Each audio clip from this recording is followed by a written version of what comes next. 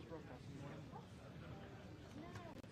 Can you call? Oh, you're the one. Yes, yes. You need to go in the center. Yeah, you can. Oh, lovely. Thank you. No worries. Then I can come. Thank Put you. your hand. Here we go. We're gonna move you over.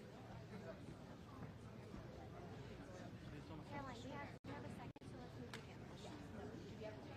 Yes. So how do you want to work this? This camera can move to the side. Ja. Dit is Witte Huis, deze moet naar achter. Kunnen we deze naar achter duwen? Ja. Dan komt deze van het Witte Huis hier te staan. Kijk, het is niet gebruikt als je wil. Do you want to use the same tripod so we just can click off our camera? Huis maar helemaal naar achter. Zeg jij het?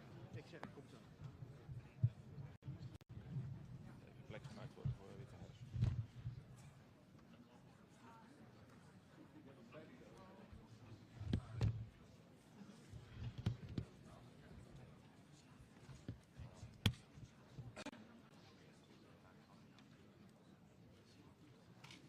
Ze zijn niet heel vriendelijk, zeg maar.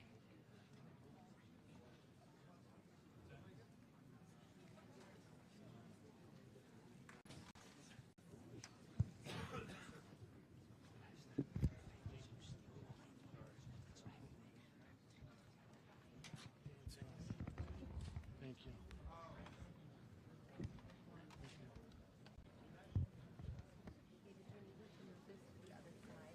Ja, I know. Dat maakt het uit.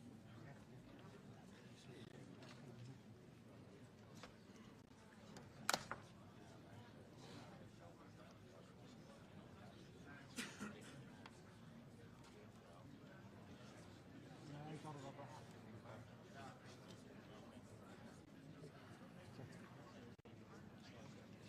Ja, ze willen gewoon een eigen.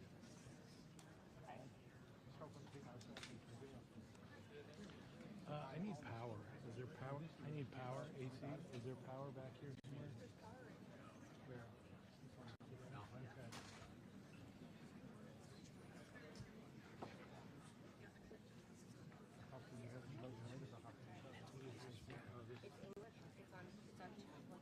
Okay. Okay. What else do you need to be with? Let me come up there.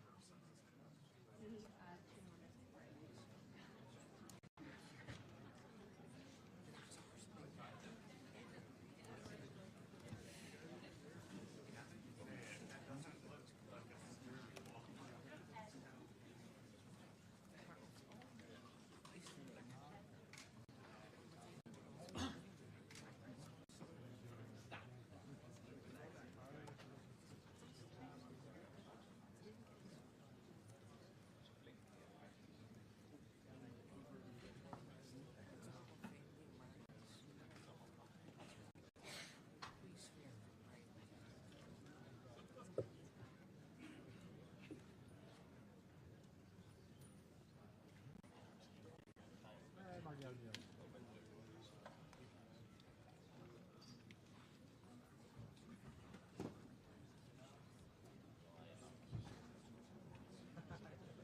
Net zo lang. Yeah.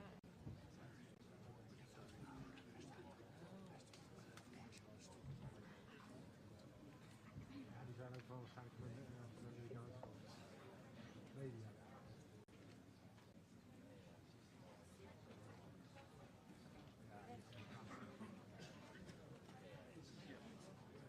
Thank you. David, Ethernet is right behind you. Ja, dat kan niet verstaan. Thank you.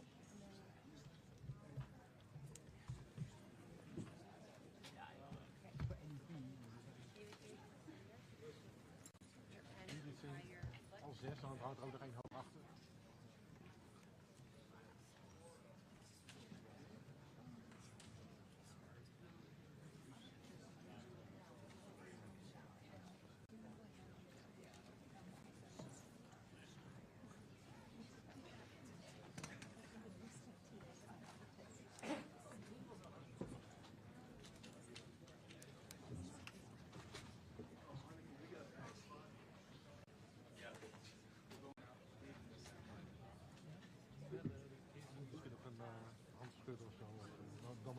The one that you said is a salsa mine.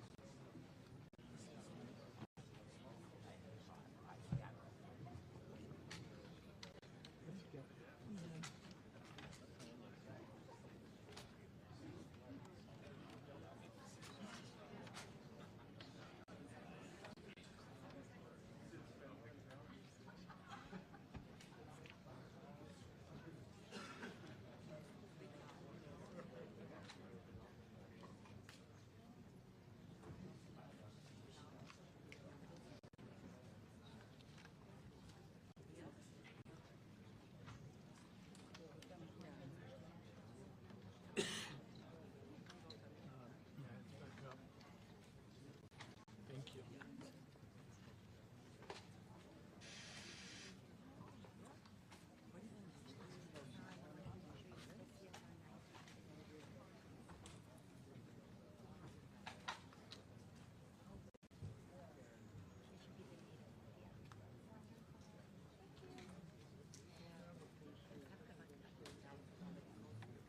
Thank you.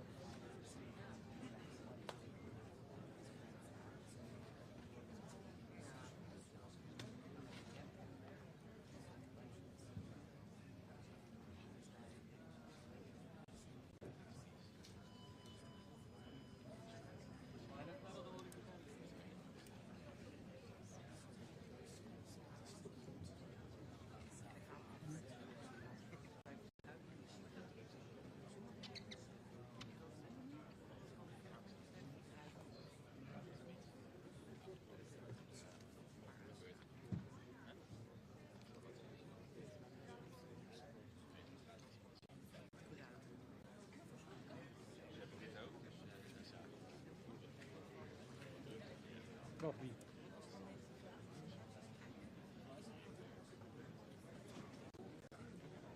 Natuurlijk. Wij toch ook? Wij niet.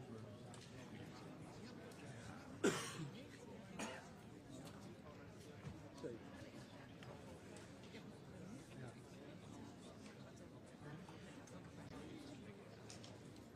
Ik heb het gemist.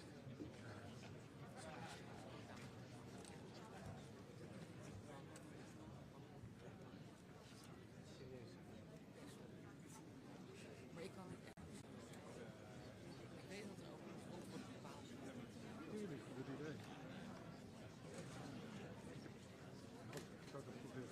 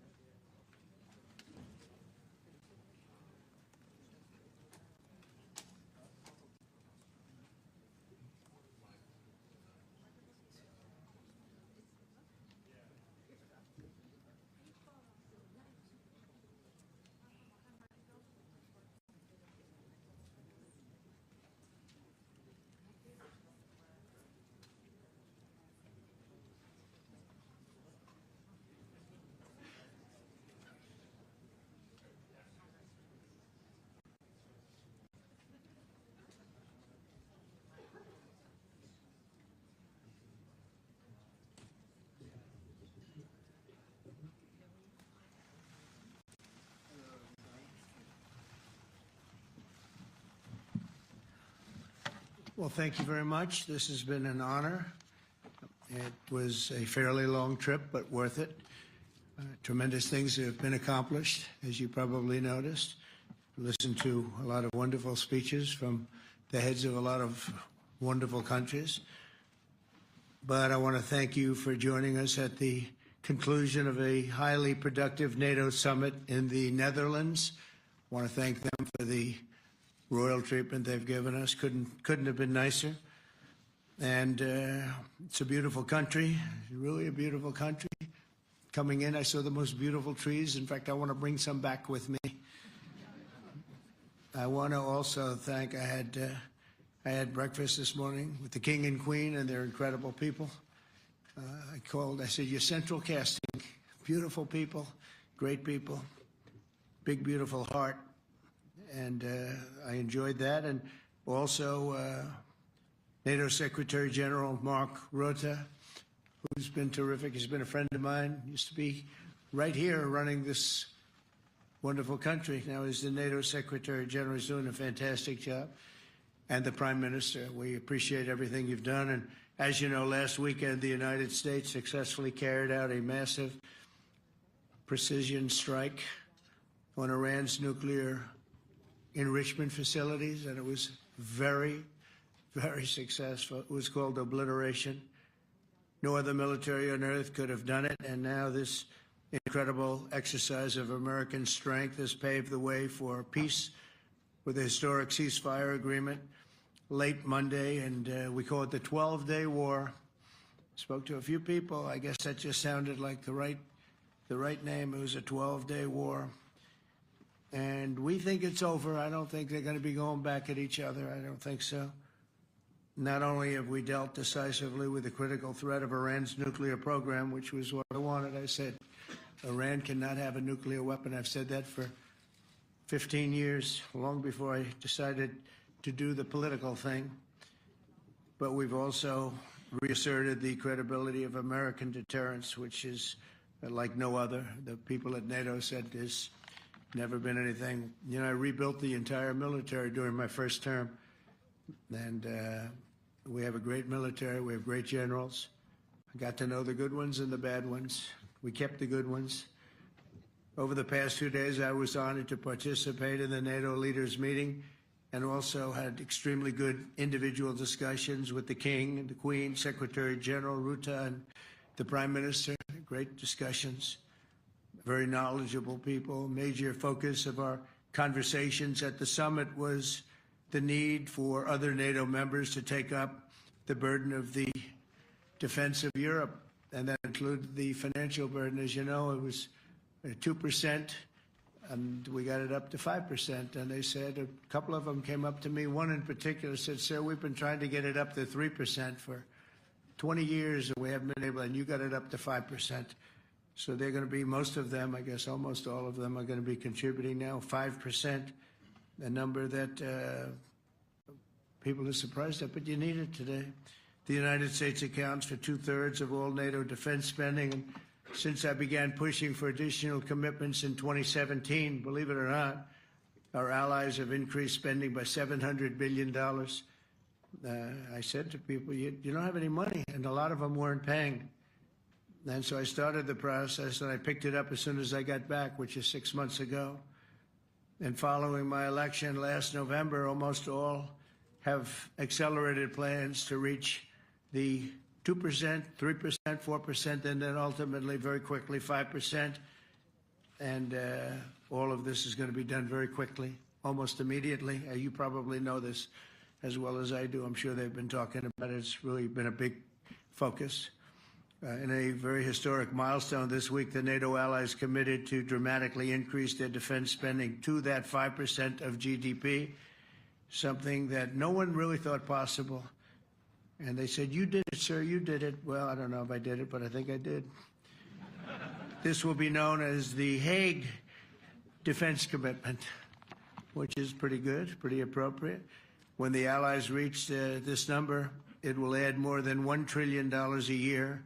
Think of that, $1 trillion per year to our common defense. And this is a monument really to victory, but it's a monumental win for the United States because we were carrying much more than our fair share. It was quite unfair, actually.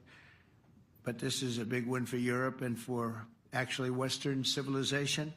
For years, past administrations failed to get most allies to contribute even the 2%. I remember when I came here, we had 4 countries that were up to 2%, and I remember Poland was there. A couple of them were there, and but most of them were. We had 28 at the time. As you know, it's increased a little bit, and they've agreed now to more than double their budgets in all cases. And Europe stepping up to take more responsibility for its security will help prevent future disasters like the horrible situation with Russia and Ukraine, and hopefully we're going to get that solved. Last week they lost 7,000 soldiers, mostly soldiers, but they're also getting hit in Kiev. They're getting hit in some of the towns also.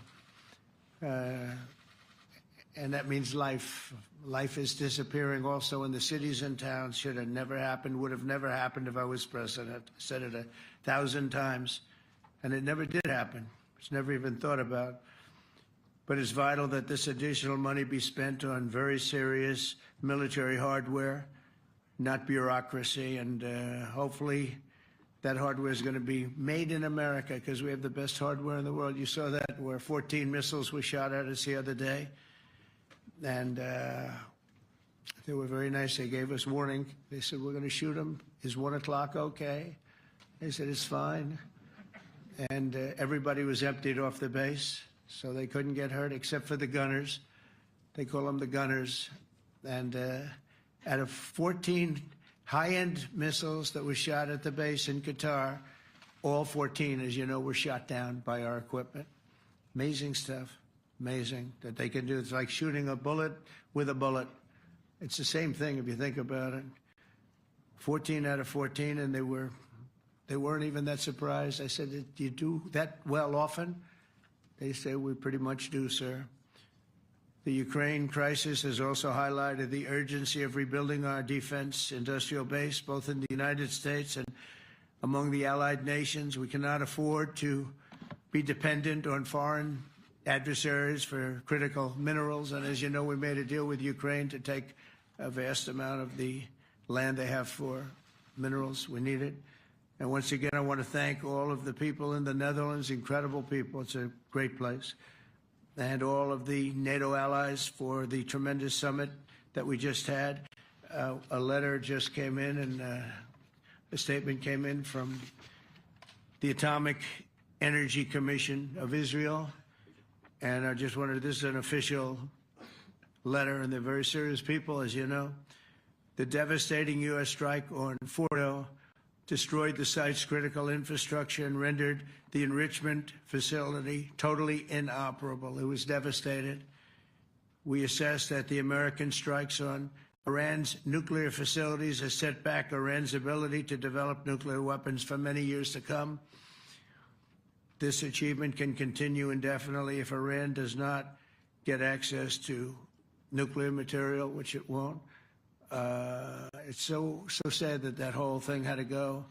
But I just want to thank our pilots. You know, they were maligned and treated very bad, demeaned by fake news CNN, which is back there, believe it or not, wasting time, and nobody's watching them. So they're just wasting a lot of time, wasting my time. And the New York Times, they put out a story that, well, maybe they were hit, but it wasn't bad. Well, it was so bad that they ended the war. It ended the war. Somebody said in a certain way, you know, that it was so devastating, actually. If you look at Hiroshima, if you look at Nagasaki, you know, that ended a war too. This ended a war in a different way, but it was so devastating. Also, they have, out of Dubai, just came that Iran's foreign ministry spokesman, this is Iran's foreign ministry, says its nuclear installations were very badly damaged by the American strike. So what bothered me about these reports were fake reports put out by the New York Times, I call it the failing New York Times because it's doing terribly. Without me, it would be doing no business at all. But, and by fake news, CNN and MSDNC, all of these terrible people, you know, they have no credibility. You know, when I started, they were at 94% credibility, the media. Now it's at 16%. And I'm very proud of it because I've exposed it for what it is. But when I saw them starting to question the caliber of the attack, was it bad? Well, it was really bad. It was devastating. They were obliterated. In fact, you can't get into the tunnels. They just put that over. That just came out. They can't. There's nothing. There's no way you can even get down. The whole thing is collapsed in a disaster. And I think all of the nuclear stuff is down there because it's very hard to remove. And we did it very quickly. When they heard we were coming, it was, you know, you can't move it. Very hard, very dangerous, actually, to move to. And they also knew we were coming, so I don't think too many people want to be down there knowing we're coming with the bunker busters, as we call them. We're the only ones that have them. We have the best equipment, best nuclear equipment, and we have the best equipment in the world. And by the way, we can't forget our submarine, which was out there, submarines actually, but submarine was out there. We shot 30 rockets into an area, every single one of them. I think it was almost 400 miles away, I think, Pete, right? 400? And long. It was in the ocean, long ways away. And we shot a total of 30. Every single one of them hit within 9 inches from where it was supposed to be. It took out a lot because we didn't do just Fordo. We did 2 others in addition, which hadn't been completely destroyed. So we hit them with a submarine from hundreds of miles away. Amazing, just amazing equipment. Greatest submarines in the world. Nobody's even close. They're 20 years behind us when it comes to submarine technology. So that's one, and the other was from the Atomic Energy Commission, and they have about 3 or 4 of them now coming in from atomic energy commissions from various places. But the one that we have that just came out, we released it a little while ago, was from the Israeli Atomic Energy Commission, but numerous of them are getting to see the site, and the site has been demolished. And again, we had these brave patriots, these incredible flyers, these people that can fly a plane better than anybody can fly a plane, going into very hostile territory, flying into the territory that has got more missiles and things pointed at it, but it was very stealth. They didn't get to see it. It was dark. That's the amazing thing about the shots. They hit the shots perfectly, and yet it was dead dark. There was no moon. There was no light. It was virtually moonless. It was very dark, and the shots were hit perfectly. But when they get demeaned, and they were very upset about it because they knew how strong it would be. Back in Missouri, the pilots flew about 36 hours, 2 ways, far distance, and in those incredible B-2s. And we then had the F-22s, and we had the F-35s, and we had other planes, and we had, I think, a total of 52 tankers. That means the big tankers, because the refueling was a lot for all of the different planes that we sent. Incredible operation, and I have to say, General Raisin Cain was incredible. That's why he beat ISIS, and we beat ISIS in a matter of weeks. I was told it would take 4 to 5 years. We did it in a few weeks, and he was great. That's why he's the head of the Joint Chiefs of Staff right now, because I had a very good experience with him. He knocked out ISIS in a period of literally a few weeks. Amazing. And it was supposed to take a few years, 5 years to be exact. So we had a great victory there, and we then came here, and I think we had a great victory here. But this is an ongoing project. This is the safety of Europe, the safety of the world. And they've raised it from 2% to 5%, something which nobody, and you're talking about over $1 trillion a year. So we're talking about a lot of money coming in from countries that we're not paying nearly enough to be effective. So I have, as you know, Marco Rubio with me, and Pete Hegseth, Secretary of State and Secretary of War. Should we say Secretary? You know, it used to be called Secretary of War. Maybe for a couple of weeks we'll call it that, because we feel like warriors. It used to be called Secretary of War. In fact, if you look at the old building next to the White House, you can see where it used to be Secretary of War. Then we became politically correct, and they called it Secretary of Defense. I don't know, maybe we'll have to start thinking about changing it, but we feel that way. Do we have any questions, please? Wow. That's a lot of questions. Who's a nice person? Oh, you're not a nice person, but I'll let you ask one. Go ahead. What's he going to ask? He is not nice at all. I know him well. Thank you, Mr. President. Yeah. Thank you for taking the time before flying home. You just said you believe the conflict between Israel and Iran is over. What makes you so confident it is? And what do you do if it isn't? Because I dealt with both, and they're both tired, exhausted. They fought very, very hard and very viciously, very violently, and they were both satisfied to go home and get out. And can it start again? I guess someday it can. It could maybe start soon. I think a big telltale sign was when, as you know, Iran somewhat, by not much, violated the ceasefire, and Israel had the planes going out that morning, and there were a lot of them, 52 of them. And I said, you got to get them back. And they brought them back. They didn't do anything. They brought them back. It was very good. I thought it was amazing, actually. They have fought a hell of a war. They fought very hard. I think the war ended, actually, when we hit the various nuclear sites with the planes. And I just hope you people can give these pilots, these are the best pilots in the world. They're the best shots in the world. They call them shots. That's what they are. And wait a minute. And I just hope you can give them the respect they deserve, because they came home to fake news. And like, oh, gee, there was hardly any damage. The things are decimated. So, but I think, no, I think they're very much finished. I think Israel's going to get back to doing what they do. And I think that Iran's going to get back. You know, Iran has a huge advantage. They have great oil, and they can do things. I don't see them getting back involved in the nuclear business anymore. I think they've had it. They've been at it for 20 years, and I don't see that happening either. Now, if it does, we're always there. It won't be me. It'll be somebody else, but we're there. We'll have to do something about it.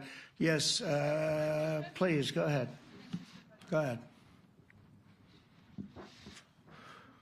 Oh, fake news, CNN? Oh, yeah, here we go. Wait till you hear this question. You should really say how great our soldiers and our warriors are. I think everyone appreciates our soldiers and our warriors. I do have two questions for you, Mr. President. You just cited Israeli intelligence on these attacks. Earlier, you said U.S. intelligence was inconclusive. Are you relying on Israeli intelligence for your assessment of the impact of the strikes? No, this is also, Iran made the statement, and it's also, if you read the document that was given, that Pete can talk about if you'd like, the document said it could be very severe damage. But they didn't take that. They said it could be limited or it could be very severe. They really didn't know, other than to say it could be limited or it could be very, very severe. And you didn't choose to put that because it was very early after. Since then, we've collected additional intelligence. We've also spoken to people who have seen the site, and the site is obliterated. And we think everything nuclear is down there. They didn't take it out. Okay, question? Please, go ahead. Go ahead. Yeah, blue dress. Thank you so much, Mr. President. Yesterday, you said China can now continue to purchase oil from Iran. Yeah. Are you giving up on your maximum pressure campaign? Because there are sanctions right now. With who? On Iran. No, look, they just had a war. The war was fought. They fought it bravely.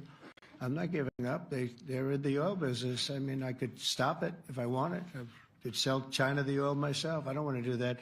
They're going to need money to put that country back into shape. We want to see that happen. Would it? No, if they're going to sell oil, they're going to sell oil. We're not taking over the oil. We could have, you know. I used to say with Iraq, keep the oil. I could say it here, too. We could have kept the oil. No, China is going to want to buy oil. They can buy it from us. They can buy it from other people. But you're going to have to put that country back into shape. It desperately needs money. Yeah. Yeah, please. Here we go. I'm picking the beauties today. Go ahead. Mr. President, Secretary General Rutte has described President Putin as an adversary, a threat, an enemy.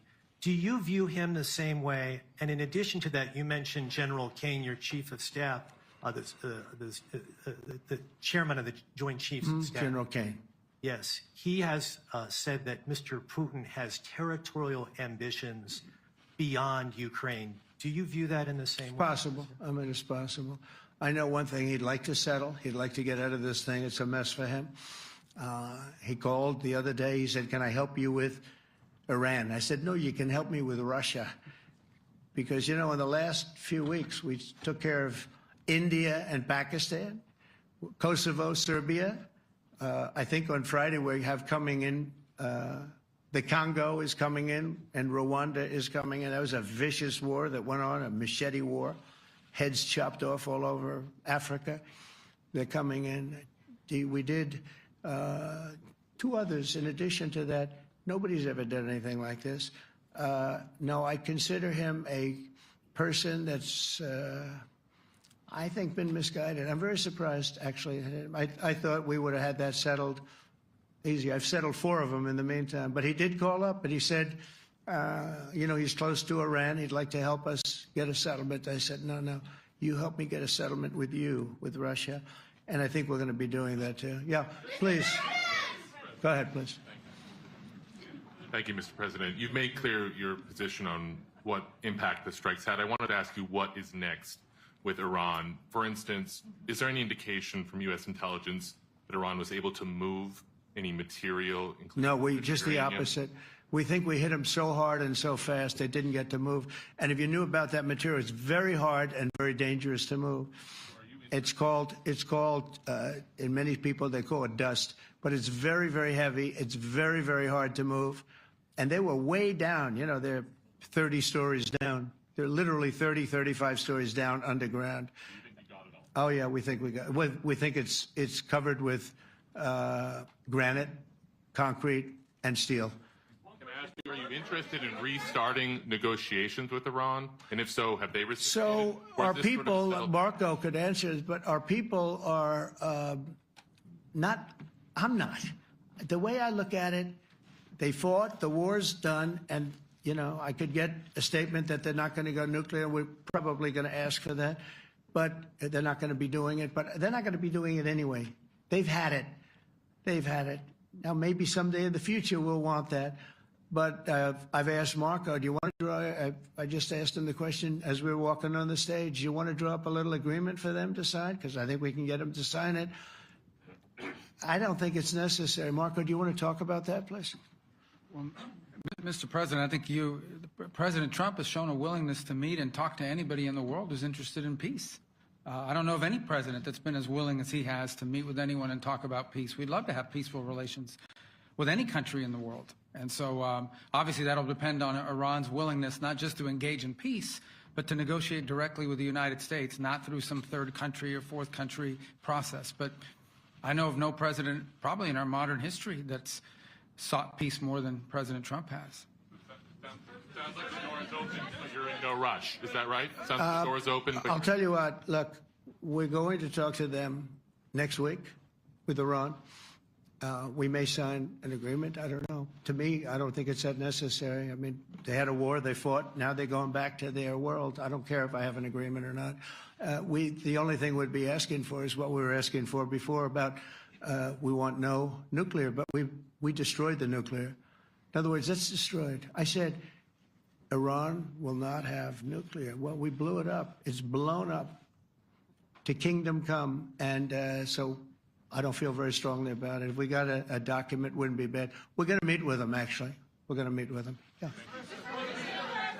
Yeah, go ahead, please. Yes. Mr. President, Netherlands TV, thank you for visiting our country. Good. As I understood, thank you. I, of course, would like to know how you slept last night at the House of the King. Oh, I slept beautifully. But probably a more serious question. I think you just had a meeting with President Zelensky.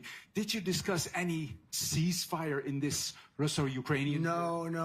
I wanted to know how he's doing. He was very nice, actually. You know, we had little rough times sometimes. He was couldn't have been nicer. I think he'd like to see an end to this. I do. I think what I took from the meeting couldn't have been nicer, actually. But I took from the meeting that he'd like to see it end. I think it's a great time to end it. I'm going to speak to Vladimir Putin and see if we can get it ended. But look, these are brave people. They're fighting these wars all over the place. You know, last week they had, I guess, I told you, close to 7,000 young soldiers, Russian and Ukrainian soldiers were killed, 7,000 in 1 week. It's crazy. It's crazy. So I'll be speaking to Putin. No, I had a good meeting with with Zelensky, and I had a lot of good meetings. We had a lot of good meetings with a lot of people, a lot of great leaders. But he's fighting a brave battle. It's a tough battle. Yeah. Go ahead, white dress. Thank you. Ida Hallikainen from Finland, Ilta-Sanomat. Good. You have played golf with President Alexander Stubb. How do you see Finland as a NATO ally and partner, and how would you describe your relationship with our president? Well, he's a very good golfer, okay? In fact, he was on his college golf team. He went to a good college in the South, as you know, a very good college, and he was a good golfer. We had a good time. I think my relationship's great. I want to buy icebreakers. You know, you're very good at icebreakers. And I actually made him an offer. I didn't go to Congress. They'll try and impeach me for this. But there's an old, it's not old, it's fairly new, but it's used icebreaker. And I offered him about 1/3 of what he asked for. But we're negotiating. We need icebreakers in the U.S. And if we can get some inexpensively, I'd like to do that. Actually, they'll fix it up, make it good. Also, we may buy some icebreakers. You know, you're the king of icebreakers, that particular country. They make them good. They make them really good, and they know what they're doing. And so we're negotiating with them for about 15 different icebreakers. But one of them is available now. It's old, and it's, you know, old. It's like 5, 6 years old. And we're trying to buy it. I'm trying to make a good deal. That's all I do my whole life. My whole life, that's all I do is make deals. Yeah, please. Go ahead. Sir, go ahead. Yeah, a question for NewsHour, Dutch TV. First of all, on Article 5, on your way here, you spoke about the commitment of the U.S. to Article 5, saying, I'll give you my definition once we're here. Yeah. What is your definition, and may the U.S. commitment to Article 5 change in case some of the NATO members do not reach the threshold that was discussed today? My second question is following up on a colleague on Iran. What intel reports do say that everything over there was obliterated? Yeah, well, there are numerous of those reports, and they're coming out fast and furious. But the most respected ones we've already seen. And I will say that on a very confidential basis, they're looking at the reports, like numerous reports, and including people going to the site and checking the site. And they're going to be having, I guess you're going to be having over the next couple of days a full, you're going to encapsulate it. But no, the site was obliterated, just like I said it was, and just like the pilots should be given credit for. As far as Article 5, look, when I came here because it was something I'm supposed to be doing, but I left here a little bit differently. I said, I watched the heads of these countries get up, and the love and the passion that they showed for their country was unbelievable. I've never seen quite anything like it. They want to protect their country, and they need the United States. And without the United States, it's not going to be the same. And you can ask Mark, or you can ask any of the people that were there. It was really moving to see it. They love their country. They were so respectful of me because I'm the head of the United States. And I made, you know, the King of Saudi Arabia, when I was in the Middle East, so I was in Qatar for a different reason, not a reason to get shot at. We were in there for economic development reasons, Qatar, UAE, and Saudi Arabia. All three leaders of those countries, and we took back $5.1 trillion into the United States. All three leaders said, you know, you're presiding over the hottest country in the world. The United States right now is the hottest. Everybody wants to be there. Everybody wants a piece of it. He said, a year ago, your country was dead. You had a deadhead running it. You had a country that was dead, and it was dead. You had people pouring through the borders. You had inflation. You had everything. He said, you've made it in 5 months at that time. You've made it the hottest country. This is the hottest country in the world. The United States right now is the hottest country in the world. And when I was around that table, it was a nice group of people, many of whom I knew from previous. When I saw the passion they had for the country, and almost everyone, and you probably have the tapes, it was very public, but almost every one of them said, thank God for the United States. Without the United States, they couldn't really have NATO. It wouldn't work. It wouldn't work. It will in the future because now they're paying much more money. But it wouldn't work. It was great. And I left here differently. I left here saying that these people really love their countries. It's not a ripoff. And we're here to help them protect their country. Okay, we'll do one or two more. Thank you, Mr. President. Yeah. A question on Spain. Are you satisfied with today? Oh, I think Spain's terrible what they've done. No, I do. They're the only country that won't pay the full up. They want to stay at 2%. I think it's terrible. And, you know, they're doing very well. The economy is very well. And that economy could be blown right out of the water with something bad happening. You know, Spain is the only country that... Are you from Spain? Yeah. Good, congratulations. You're the only country that is not paying. I don't know what the problem is. I think it's too bad. So we'll make it up. You know what we're going to do? We're negotiating with Spain on a trade deal. We're going to make them pay twice as much. And I'm actually serious about that. We're going to make Spain... I like Spain. I have so many people from Spain that it's a great place and they're great people.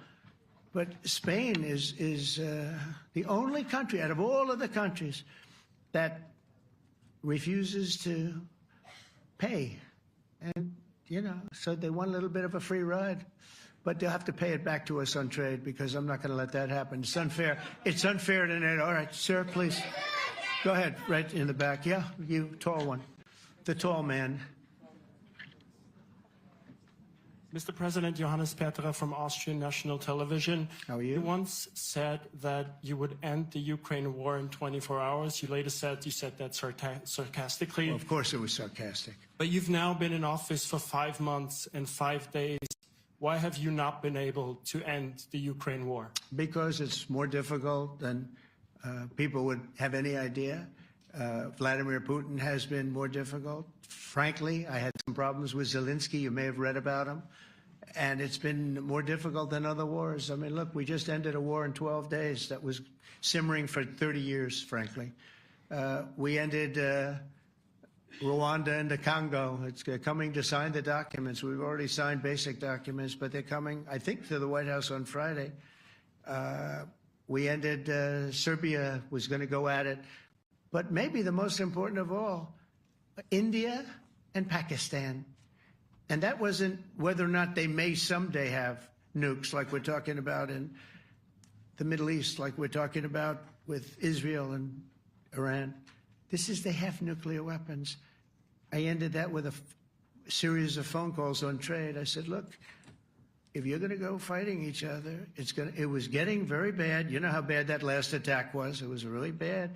If you're going to go fighting each other, we're not doing any trade deal. No, you have to do a trade deal. I said, we're not doing any trade deal. And in fact, I had the general, who was very impressive. The general from Pakistan was in my office last week. You know, Prime Minister Modi is a great friend of mine. He's a great gentleman. He's a great man.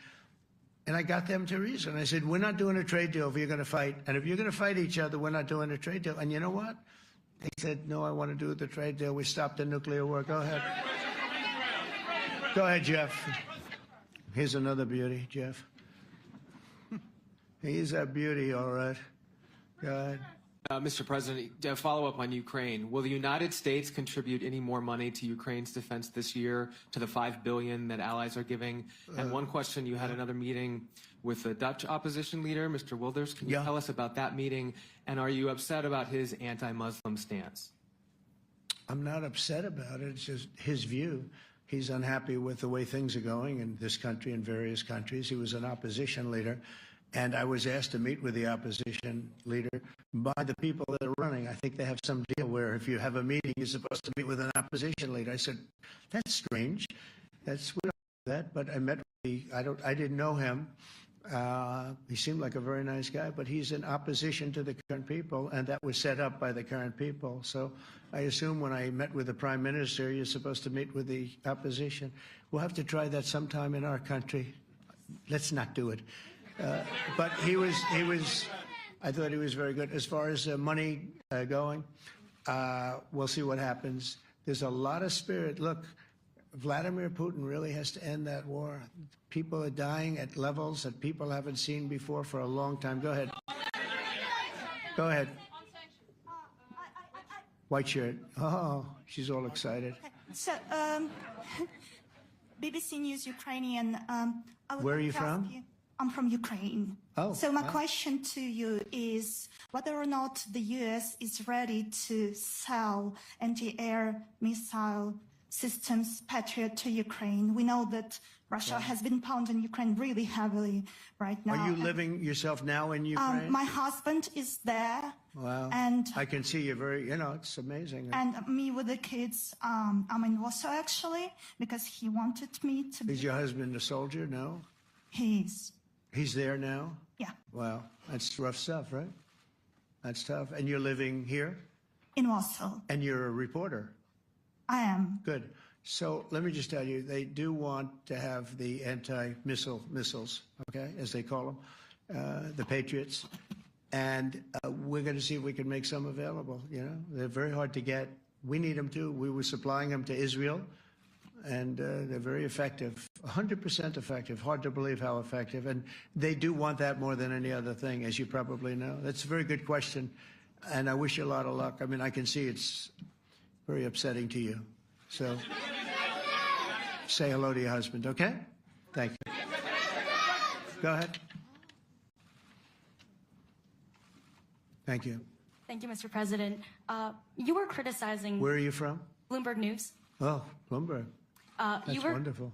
You were criticizing the Federal Reserve Chair before coming to this summit. Yeah, I think he's terrible. I was wondering if you've begun interviewing different candidates for the Fed pick. Yeah, I know within 3 or 4 people who are going to pick. I mean, he goes up pretty soon, fortunately, because I think he's terrible. We have no inflation. We have a tremendous economy.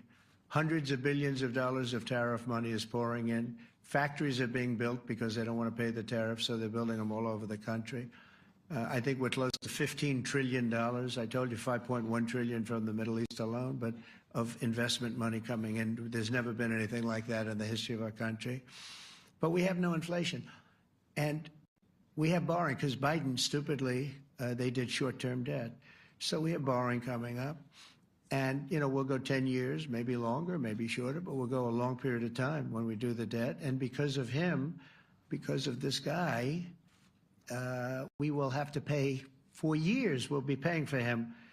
And I said to him, listen, there's no inflation. He says, but maybe there'll be some. That's true. I said, if there is some, what you do is raise the rate. I'm okay with that. You raise the rate in 2 years from now or a year from now. But because the rate's high, we have to pay more for debt. It's pretty equal. In other words, if it's 4%, it's 4%. If you drop it a point, you'll pay 3%. So it's fairly equal, not necessarily, but fairly equal. So we're going to end up paying maybe 2 points or 3 points more.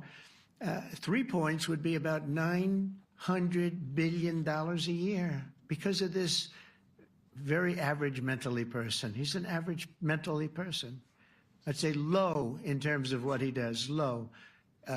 Low IQ for what he does, okay? Wait, so instead of paying $900 billion, we don't want to pay 900 just because he doesn't want to lower the rate. I said, if there's inflation in 2 years or 3 years or 1 year from now, you raise the rate and you take care of the inflation, among other things. But he's probably a very political guy, I guess. I don't know. I think he's a very stupid person, actually. All right, one more. Let's go. How about you? Go ahead. She looks so happy and everything. Thank you. That's why I I'm picked from her. Spain too. I'm Anabu from La Vanguardia. I wanted to know if You're where from? Spain too. I wanted to know if you want to. That's the Spain corner right there. Shouldn't have said that. That's okay. I do like Spain, by the way. I think it's unfair that they're not paying, but go ahead. Are you going to negotiate directly with Spain about? I'm going to negotiate directly with Spain. I'm going to do it myself. They're going to pay. They'll pay more money this way. You should tell them to go back and pay. You're a reporter? You tell them to go back. They ought to join all of those countries that are paying 5%. Spain's going to be just about the only one that's not. They were the most hostile toward doing it. It just doesn't make sense to me. Okay. All right, Kelly, go ahead. Here we go. There's another one. Hello, sir. Thank you We got them all today. Okay.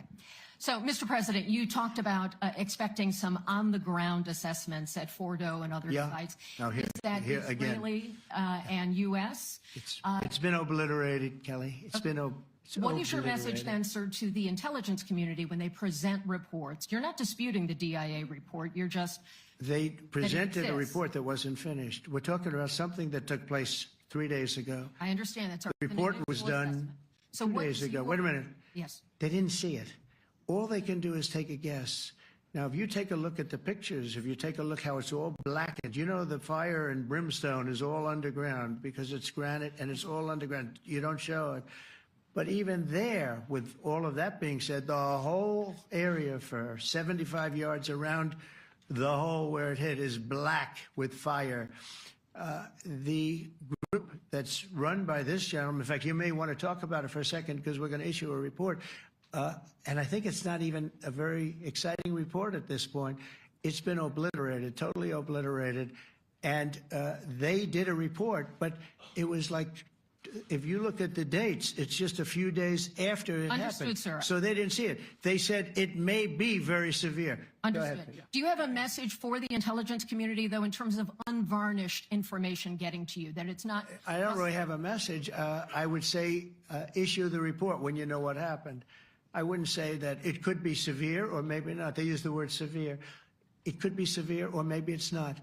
So people like you picked up and said, oh, it's not severe. No, the report was not a complete report. Yeah, the message was probably wait till you know the answer before you... And sir, did you not have a public component to your Zelensky meeting for a tactical reason with President Putin? Let him answer this question. Hello, Mr. Secretary. Yeah.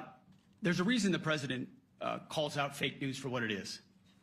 These pilots, these refuelers, these fighters, these air defenders, the skill and the courage it took to go into enemy territory flying 36 hours on behalf of the American people and the world to take out a nuclear program is beyond what anyone in this audience can fathom. And then the instinct of CNN, the instinct of the New York Times is to try to find a way to spin it for their own political reasons to try to hurt President Trump or our country. They don't care what the troops think. They don't care what the world thinks. They want to spin it to try to make him look bad based on a leak. Of course, we've all seen plenty of leakers. And what do leakers do? They have agendas.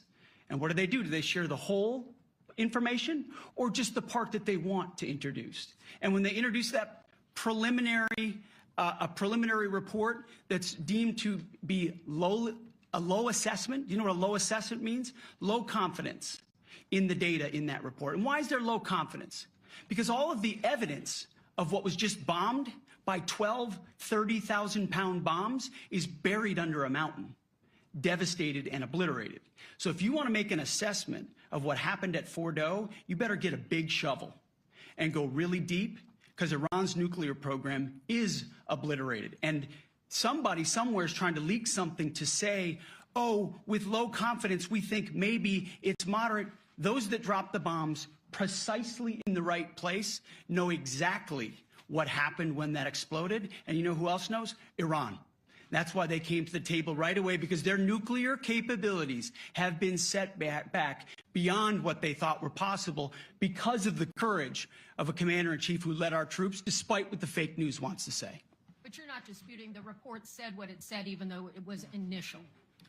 The report said what it said, and it was fine. It was severe, they think, but they had no idea. They shouldn't have issued a report until they did.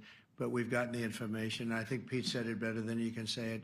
And, you know, you should be proud, you, especially you, should be proud of those pilots, and you shouldn't be trying to demean them. No, those pilots flew at great risk, a big chance that they'd never come back home and see their husbands or their wives. Let me just tell you, you and NBC, fake news, which is one of the worst, and CNN, New York Times, are all bad. They're sick. There's something wrong with them. But you know what? You should be praising those people instead of trying to find some. By getting me, by trying to go and get me, you're hurting those people. They were devastated. You know, I got a call from Missouri, great state, that I won 3 times by a lot. And I got a call that the pilots and the people on the plane were devastated because they were trying to minimize the attack. And they all said it was hit. But we don't think it was really maybe hit that badly. and they were devastated. They put their lives on the line, and then they have, and I'm not referring to you, but real scum come out and write reports that are as negative as they could possibly be. It should be the opposite. You should make them heroes and heroines. You should make them really people that they were so devastated when they heard this news. And you know what they said? One of them, I spoke to one of them, said, "Sir, we hit the site. It was perfect. It was dead on." Because they don't understand fake news, because they have a normal life, except they have to fly very big, very fast planes. But it's a shame. You should be making them heroes. All right, in the back. Go ahead, back, white, yeah. White jacket, yeah. Go ahead, give my mic. Hello. Deborah Haynes from Sky News. Good. Mark Rutte, the NATO chief, who is your friend, he called you daddy earlier. Do you regard your NATO allies as kind of children? No, he likes me. I think he likes me. If he doesn't, I'll let you know. I'll come back and I'll hit him hard, okay? No? He did it very affectionately. Daddy, you're my daddy.